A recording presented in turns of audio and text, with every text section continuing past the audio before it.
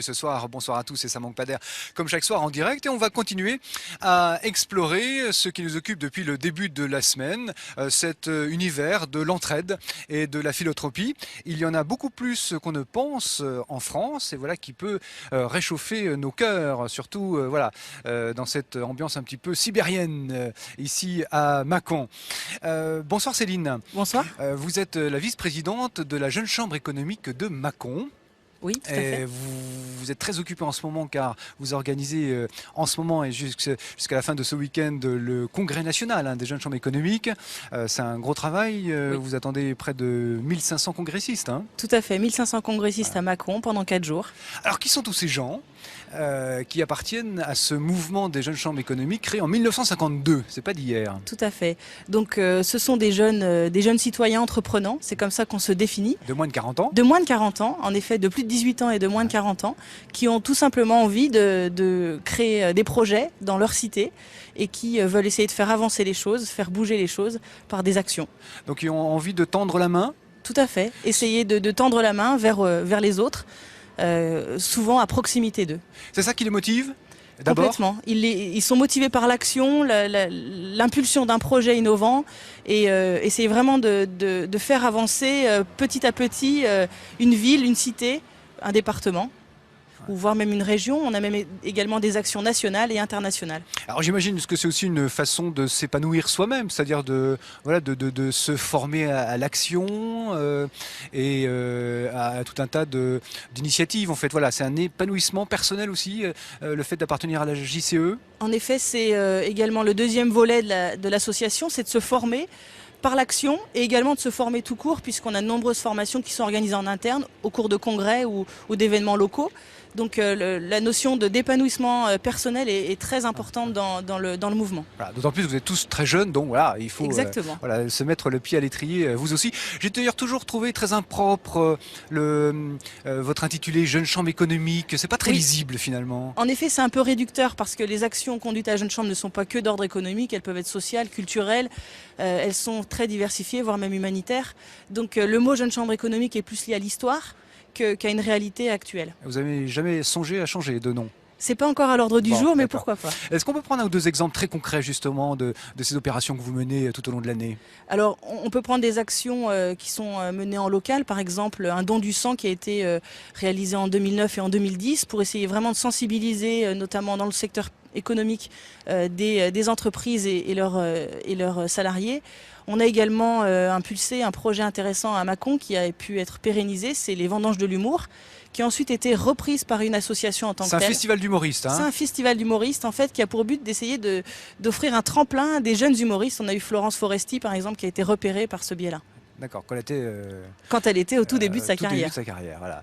Les vendanges de l'humour, c'est à quelle période de l'année? Eh ben, c'était la semaine dernière, donc c'est tout frais. Ouais. Et j'imagine que donc il y a ce qui vous lie aussi, c'est le fait de travailler dans une bonne ambiance. C'est pas interdit non plus. C'est important.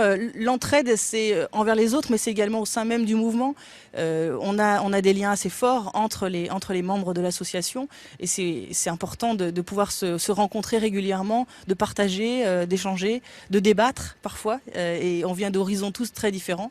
Donc il y a cet aspect très pluriculturel. Et qu'est-ce qu'on fait quand on a plus de 40 ans à la Jeune Chambre économique? Quand on a plus de 40 ans, eh bien, il faut continuer à s'investir, mais sous d'autres cieux.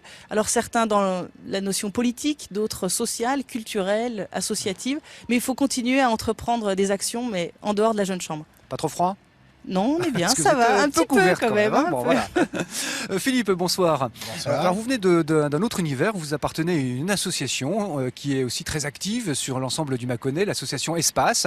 Alors, autre ambiance là, c'est un club, on va dire, d'entrepreneurs du Mâconnais qui eux aussi ont envie d'apporter leur petite pierre à l'édifice. Voilà, alors c'est quand même assez similaire puisque c'est c'est une association d'entrepreneurs du Mâconnais et du Val-de-Saône. Hein. On ne se contente pas de rester de ce côté-ci de la Saône, on s'étend un peu aussi de l'autre côté.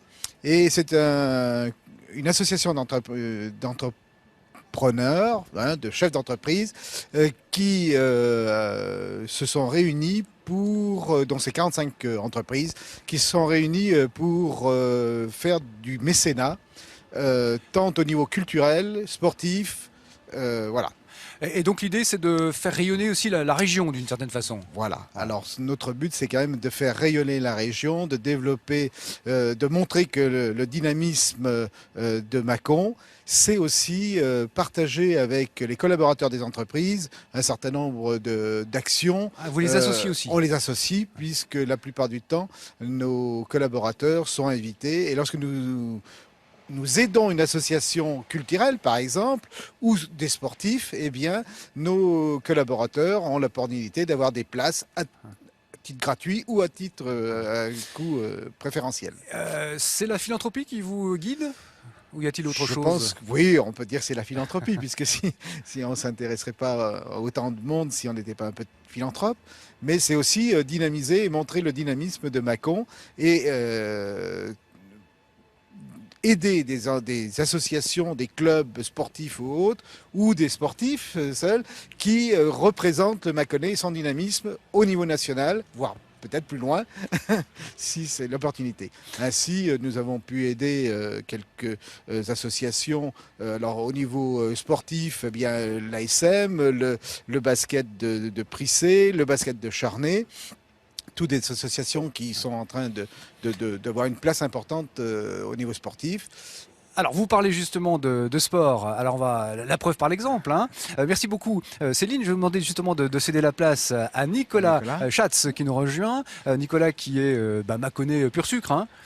Voilà, tout à fait. Né à Mâcon, habitant à Mâcon. Alors, pilote automobile, coureur automobile, champion de France de la montagne, c'est de la course de côte que vous pratiquez à bord de rutilants bolides qu'on appelle des Formule 3000. Voilà, tout à fait, des Formule 3000 qui sont des monoplaces identiques à des Formule 1, à part la puissance qui s'élève à 500 chevaux. Ouais. Donc concrètement, ce sont des monoplaces qui font 500 chevaux pour 630 kg. Et on a de très fortes sensations à bord avec des accélérations de l'ordre de 3,5 G dans les virages.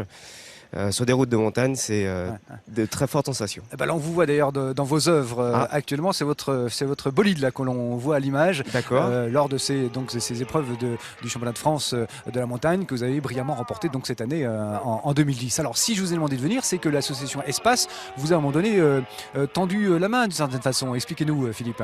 Oui, en quelque sorte, Nicolas voulait se relancer une fois de plus cette année dans la compétition et il lui manquait quelques subsides et il s'est tourné vers Espace et son président Jean-Claude Lalainé et nous avons décidé de l'aider, ce qui lui a permis de réaliser sa saison. Ouais. Et nous en sommes fort heureux puisqu'il est... Ah oui, en plus, c'était couronné de succès. Hein. Voilà. C'est important, enfin, comment vous avez reçu justement ce petit coup de pouce, vous qui êtes dans votre bulle de sportif, mais évidemment, à un moment donné, il faut aussi être aidé. Voilà, bah oui, maintenant, être sportif en sport automobile, c'est aussi savoir trouver des partenaires et se débrouiller pour faire une saison.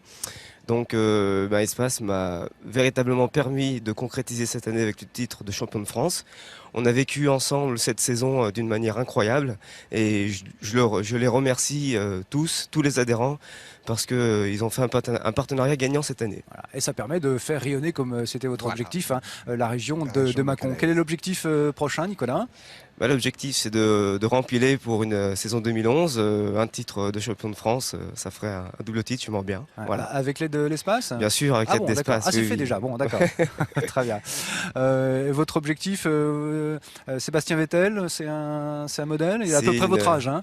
Oui, il a exactement mon âge. C'est une ligne de mire. Après, évoluer dans une autre discipline, c'est dans mes objectifs, effectivement. J'ai la chance maintenant de pouvoir concrétiser en course de côte. J'aimerais bien le faire deuxième fois, mais après, les portes sont ouvertes à beaucoup de choses.